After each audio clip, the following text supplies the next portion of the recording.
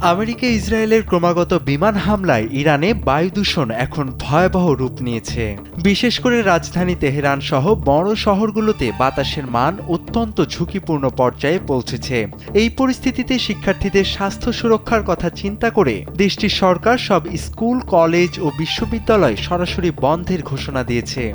তবে শিক্ষা কার্যক্রম যেন থেমে না থাকে সেজন্য জরুরি ভিত্তিতে অনলাইনে ক্লাস নেয়ার নির্দেশও দেওয়া হয়েছে। শীতের শুরুতেই তেহরানের আকাশ ঘন বিষাক্ত ধোঁয়ায় ঢেকে গেছে। স্যান্ডেলিনা সো, রূপচর্চায় আভিজাত্য।